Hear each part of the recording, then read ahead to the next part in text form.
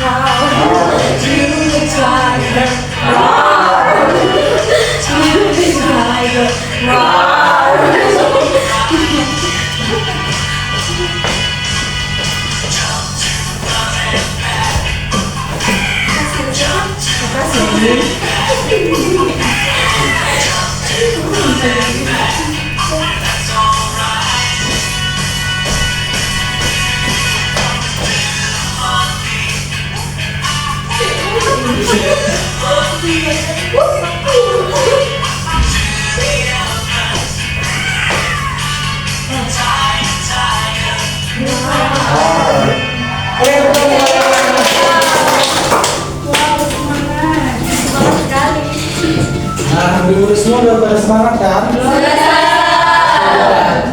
Oke, kita akan lanjut pembelajaran kita. Tapi sebelum itu, saya minta murid-murid semua diperhatikan dulu sekelilingnya. Apa masih ada sampah atau mungkin bukunya belum dikeluarkan?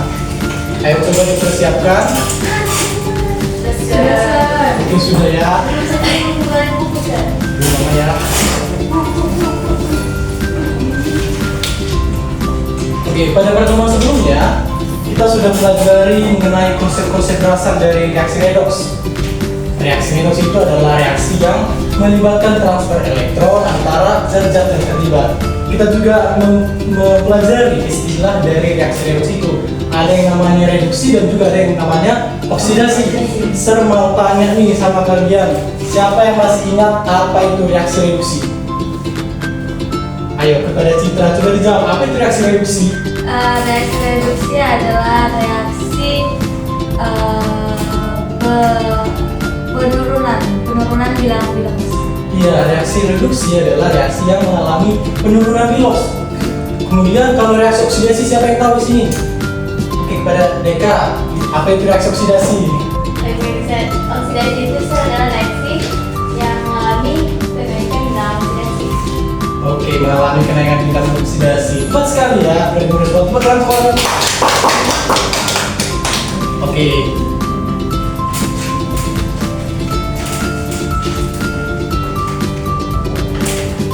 sudah pelajari nih konsep-konsep dasar dari reaksi redoks itu. Ternyata redoks itu juga ada aplikasinya dalam kehidupan kita sehari-hari. Contohnya adalah besi yang berkarat. Siapa di sini yang pernah melihat besi yang berkarat?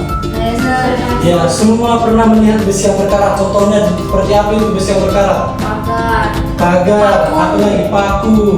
Terus apa lagi? pipa, Pipa dan lain sebagainya. Dan mungkin itu terlihat di sekitar kita.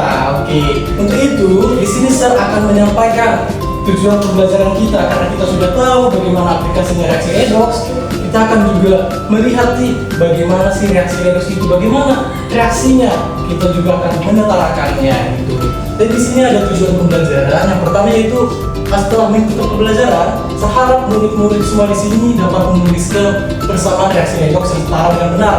Kemudian yang kedua, melalui diskusi kelompok, saya harap serta didik murid-murid semua dapat menganalisis bila oksidasi suatu unsur atau ion pada suatu reaksi redoks dengan tepat. Kemudian yang ketiga, setelah diskusi kelompok nantinya, saya harap murid-murid semua dapat menyimpulkan zat yang berperan sebagai oksidator dan juga zat yang berperan sebagai reduktor. Kemudian yang terakhir, saya harap dengan adanya nanti diskusi kelompok, murid-murid semua dapat menyajikan reaksi oksidasi dan reaksi reduksi berdasarkan perubahan biloxnya. Begitu. Nah, untuk memperkuat ingatan kalian tentang reaksi redoks ini, di sini Sir membuat sebuah kalimat istilahnya atau sebuah motivasi buat kalian semuanya. Karena dalam kehidupan kita pasti ada ya istilah dari kalimat ini. Saat kita berbagi dengan teman, jumlah yang kita berikan dengan jumlah yang mereka terima pasti sama. Gak ada yang benar-benar hilang. Gitu juga dengan reaksi redoks. Elektron yang hilang harus sama dengan elektron yang diterima. Belajar menentang reaksi redoks itu seperti belajar bagaimana hukum di dunia, yaitu bahwa keseimbangan adalah kunci dari segalanya, begitu ya. Oke, sebelumnya di sini Sir ingin mengajak murid-murid semua untuk menyimak video yang Sir tampilkan ini. Nanti Sir akan tanya aja isi dari video ini.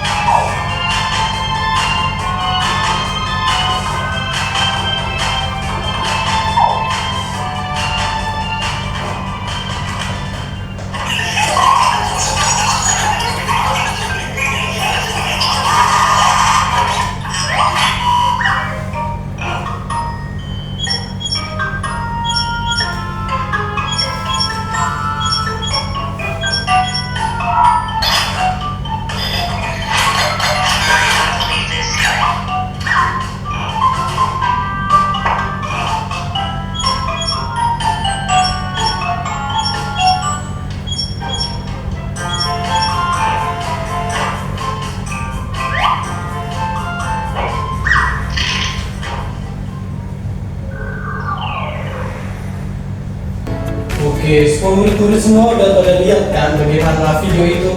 Jadi sering ingin menanya dong kalian, apa sih isi dari video ini? Siapa yang bisa menjawab?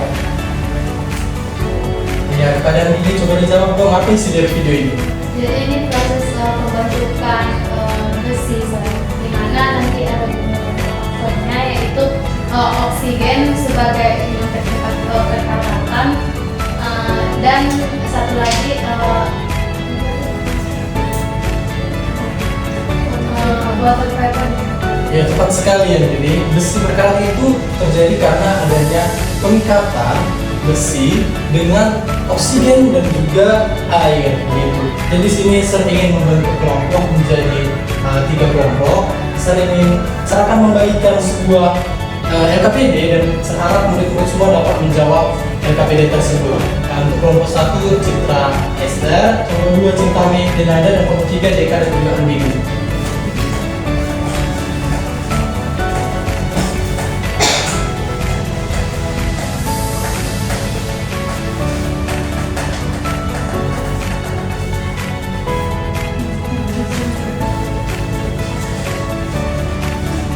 Nah, saya ingin kalian menjawab LKPD-nya.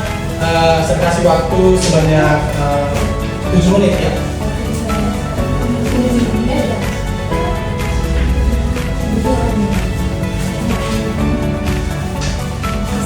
Yang mana yang dikerjakan semua? Ya, semua dikerjakan ya.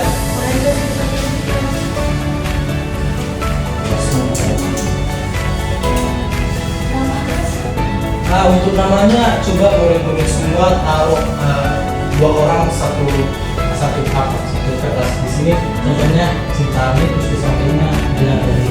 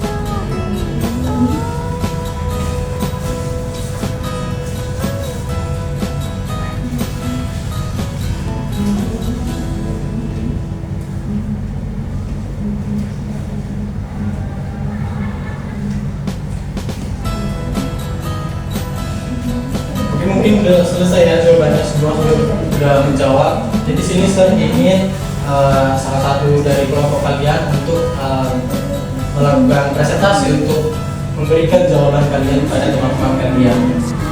Oke, siapa kelompoknya yang mau? Oke, kelompok Eka dan Andini, ya silakan maju ke depan. Murid-murid semua diperhatikan ya teman-temannya, apabila sudah berita, jadi murid harus mendengarkan mereka. Oke, terima kasih kesempatan yang diberikan kepada kami. Saya Eka dan teman saya Andini ingin mempresentasikan hasil dari rapat kerjaan DKBD. Yang pertama akan dijelaskan oleh Andini. Baik, yang pertama yaitu bagian orientasi.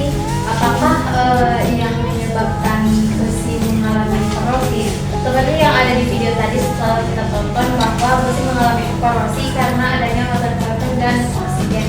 Kemudian apakah korosi merupakan salah satu contoh reaksi redox? Jawabannya adalah iya.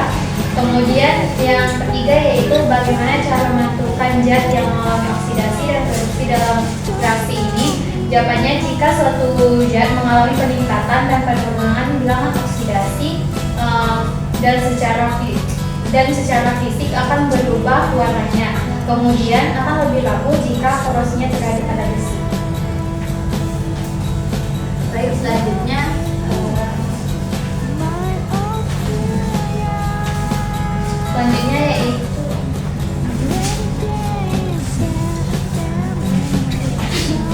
yaitu pertanyaan selanjutnya biasa organisasi peserta didik untuk belajar. Apa itu bilangan oksidasi dan bagaimana cara menentukannya? Jawabannya adalah bilangan oksidasi, bilangan yang menunjukkan tingkat oksidasi suatu atom dalam senyawa kimia.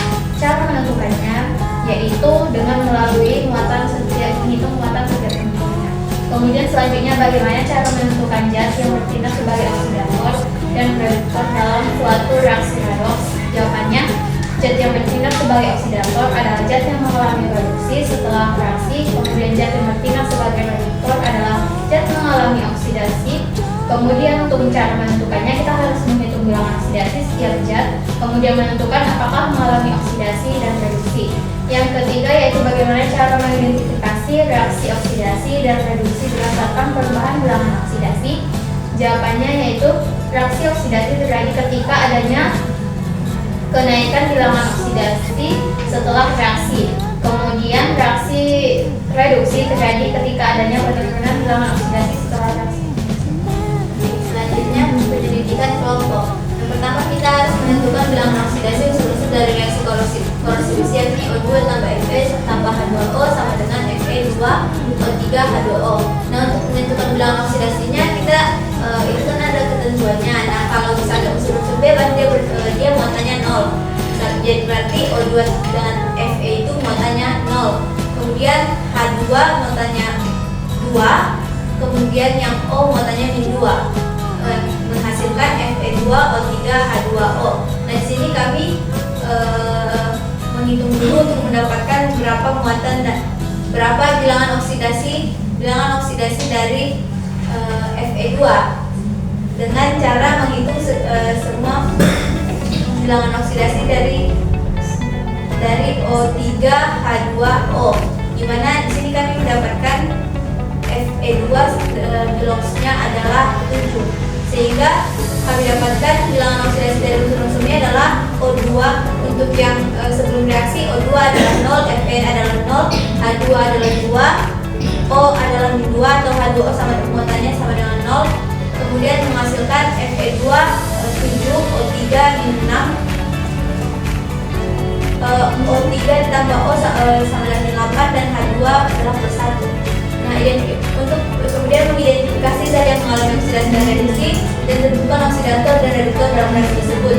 Zat yang mengalami oksidasi adalah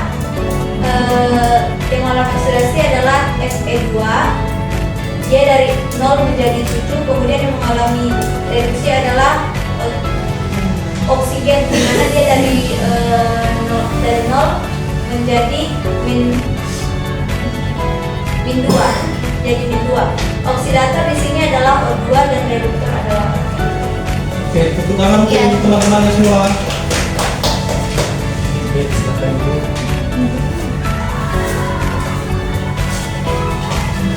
murid-murid semua, apa masih ada pertanyaan? Apakah jawaban dari teman kalian Deka dan Andi ini sudah benar? Kalian rasa? Kurang tepatnya di mana di Citra? Di bagian reaksi O2 tambah Fe ditambah H2O masukkan Fe2O3 H2O, kami dapat biloxnya berbeda. Biloxnya berbeda-beda. Apa yang menyebabkan biloxnya bisa berbeda-beda? Bilox yang mereka dapat sama kami beda. Kayak misalnya tadi di Fe2O3 H2O itu bilox Fe2 yang kami dapat adalah 6, Fe2 6, tapi karena di Fe2 nya dibagi jadi Fe nya itu hanya 3. Kalau di biloxnya terus untuk O3 juga itu O3 itu biloxnya ada minus 6, karena dia ada O3 6, minus 6 dibagi 3 sama dengan 2, jadi biloxnya adalah 2. Kemudian H2 juga, H2 biloxnya itu kan 1 dikali 2 sama dengan 2, dibagi 2 sama dengan, jadi biloxnya itu cuma 1 dikali 4. Terus yang untuk bilox O itu kan kita tahu ketentuannya biloxnya adalah minus 2, jadi tetap itu minus 2.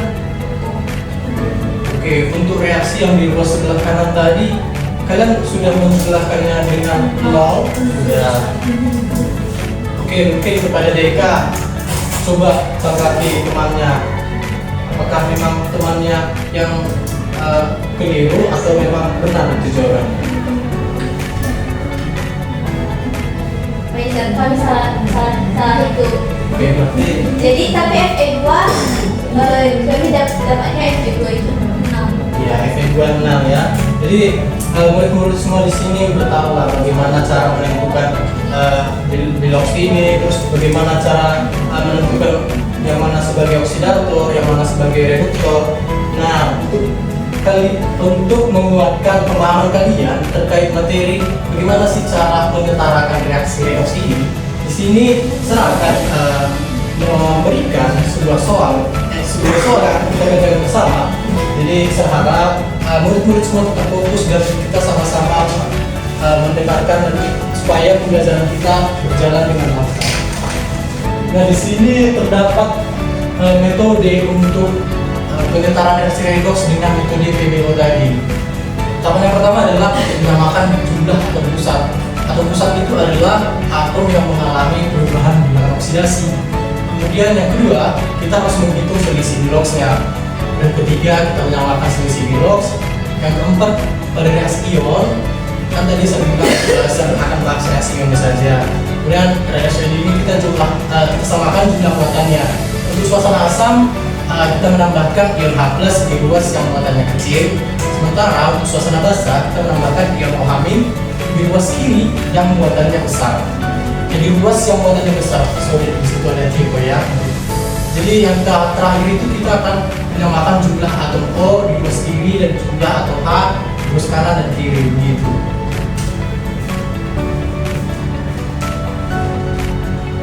Nah, untuk membuat kalian paham atau supaya pemahaman kalian lebih kuat, di sini saya akan menjelaskan sebuah contoh dari reaksi redoks. Kita akan menyetarakan reaksi redoks itu sendiri.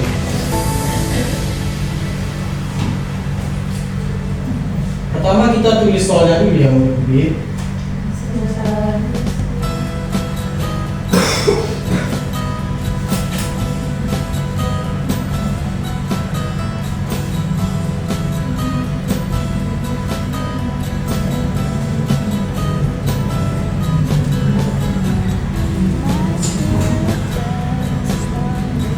Oke, di sini soalnya sudah tertulis.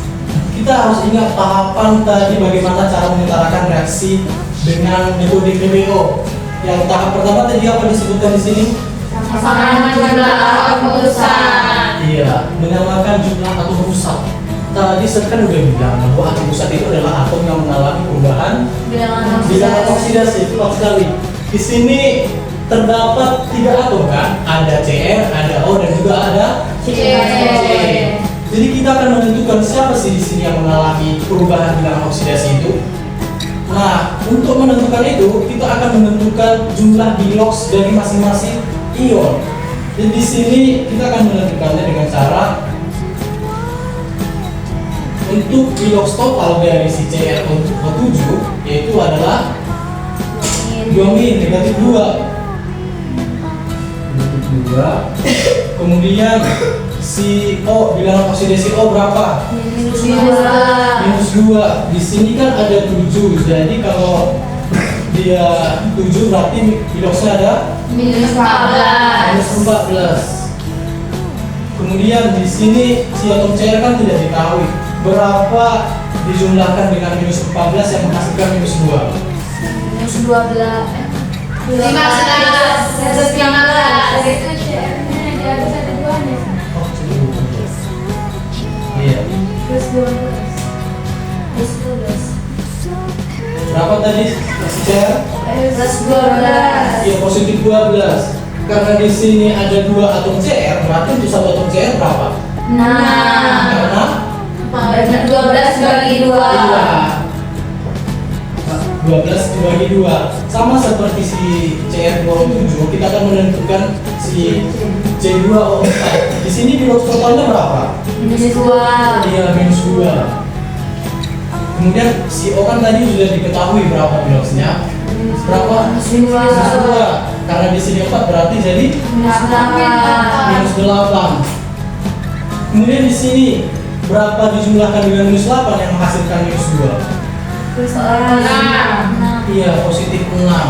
Itu untuk 2 atom C. Iya, untuk satu atom C 3. ya positif 3. Oke, di sini karena hanya ada satu atom, maka dia mempunyai muatan. Muatan itu sendiri lah yang menjadi biloxnya. Berarti di sini bilox atom C adalah 13. positif 3. Ya. Kemudian di sini ada CO2. Berapa bilox total dari si CO2? 0. Si O berapa tadi biloxnya? Minus Minus 2.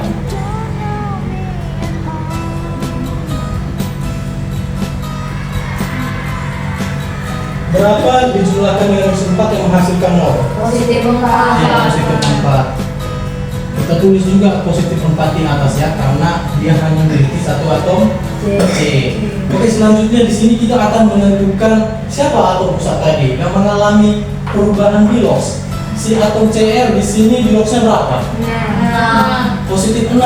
Sementara di sebelah kanan biloxnya ada, positif 3. dia mengalami penurunan bilangan oksidasi, berarti dia reaksi Reduksi. reaksi reduksi. Terus kita lihat di sini atom Cr ada berapa? 2. Ada 2. Nah, tadi kan sudah jelaskan bahwa muatan yang di sebelah kiri harus sama dengan muatan yang di sebelah kanan. Di sebelah kanan muatan si Cr berapa? 1. Iya, 1. Untuk menyamakan muatan sebelah kiri dan kanan, kita akan menambahkan koefisien di depannya. Berarti kita menambahkan angka sebanyak 2. iya, angka sebanyak 2. Iya. Kemudian di sini atom O, biloxnya ada berapa? Minus 2. Minus 2. Di sebelah kanan bilox O ada berapa? Minus 2. Berarti dia bukan merupakan atom pusat karena tidak mengalami perubahan bilox. Kemudian di sini atom C ada berapa biloxnya? 3. Iya, positif 3. Di sebelah kanan Positif 4. 4. Dia mengalami kenaikan bilox dari positif 3 ke positif 4. Itu mengalami reaksi apa? Oksidasi karena dia naik. Berarti si atom C adalah atom pusat. Kita melihat juga muatan di sebelah kiri ada berapa? 2. Di sebelah kanan ada 1. berarti kita menambahkan berapa banyak koefisiennya? 2. Iya, 2. Oke, selanjutnya tahap yang sebelumnya tadi dibilang apa? Kita menghitung selisih bilox. Selisih bilox itu yang bagaimana sih, Sir? Gitu kan. Jadi sini bilox karena kita sudah tahu atom pusatnya si Cr dan si C, jadi kita tentukan aja si selisih si Cr di sebelah kiri dan kanan, atom C sebelah kiri dan kanan. Selisihnya bagaimana? Di sini bilox si atom Cr ada berapa? Positif 12, si Cr 2. Terus di sebelah sini atom bilox atom Cr ada berapa? Positif 3. 3 kali 2. Iya, positif 6 karena apa? 3 dikali 2, maka kita tulis di sini positif 6. Kemudian di sini bilos atom C ada berapa? Positif 6. Di sebelah kanan bilos C ada positif 8. iya positif 8 karena positif 4 dikali 2. iya kali 2.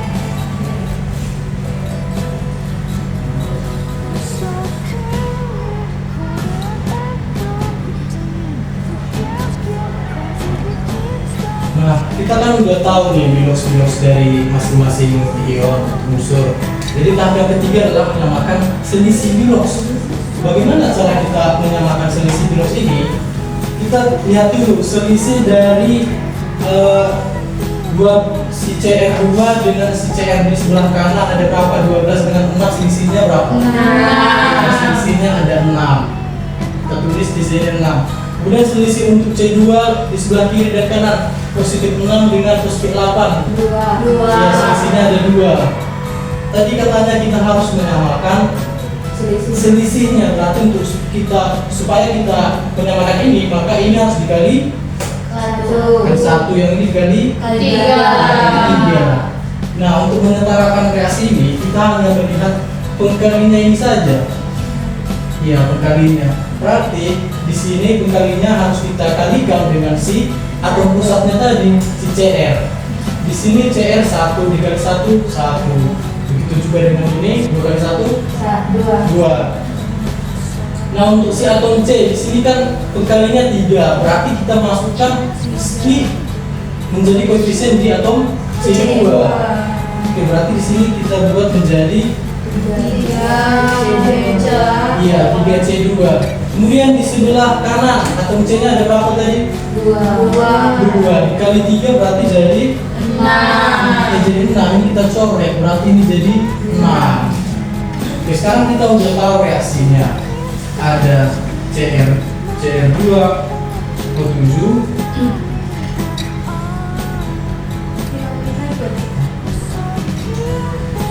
C2O4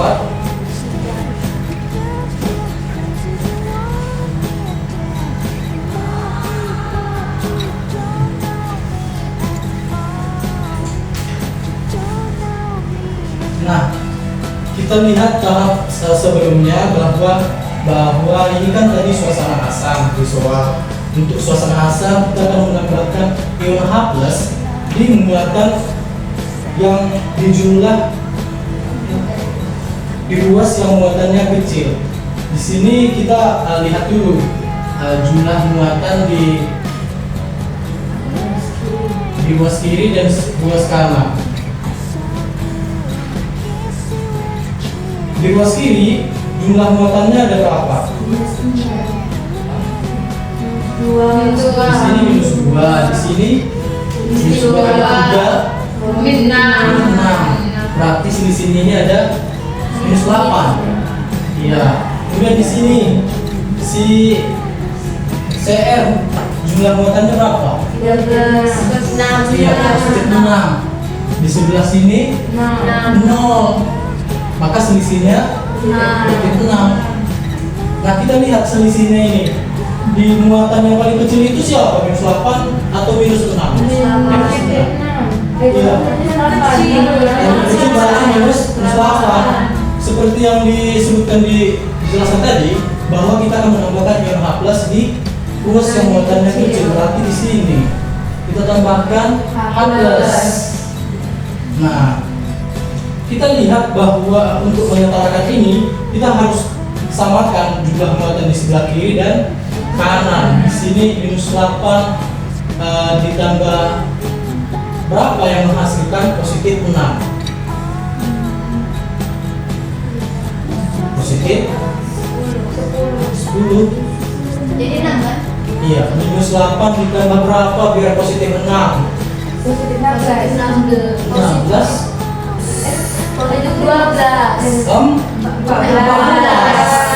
14 ditambah minus 8 kan sehingga positif 6. Jadi tahap yang terakhir kita akan samakan jumlah atom O dan H dengan menambahkan H2O di sebelah kanan. Lalu kita akan menyetarakan reaksinya dengan cara Kita tentukan si atau CR di sini ada berapa? 2. Di sini ada berapa? CR 2 juga. Kemudian atom O di sini ada berapa? 7 ditambah 12 berapa? 19. Kemudian di sini atom O ada berapa? 12. 12. Oh, 12 aja. 13. Dan di sini atom H ada berapa? 14. 14. Sementara di sini ada 3. Tambah 7 lagi aja sih, Bang. 7 H2O. iya. Supaya setara maka 14 di sini akan menjadi 7H2O.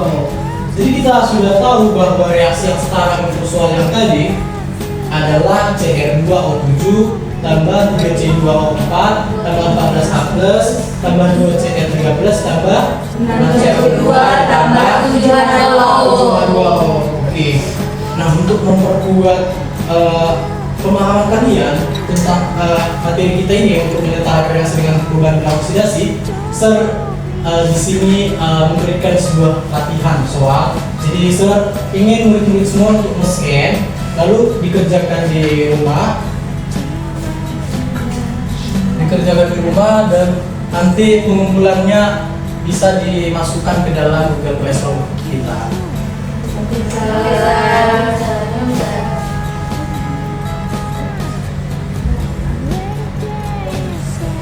Oke, karena pelajaran kita sudah selesai, Sir mau kita sama-sama menyimpulkan materi pembelajaran kita hari ini. Oke, untuk Esther boleh dibacakan yang pertama. Yang pertama yang dapat kita simpulkan, besi mengalami korosi karena bereaksi dengan air atau H2O dan oksigen O2 yang ada di udara.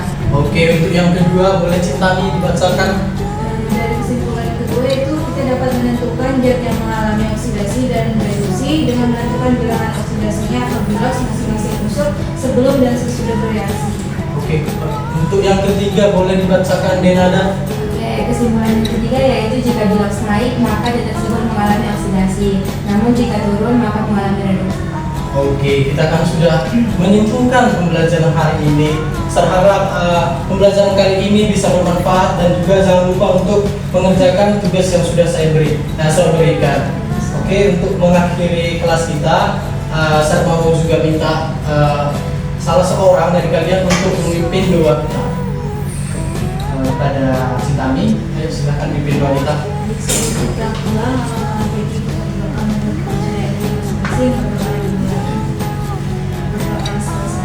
Baik, terima kasih semuanya. Sampai jumpa di pertemuan berikutnya. See you, Ustaz.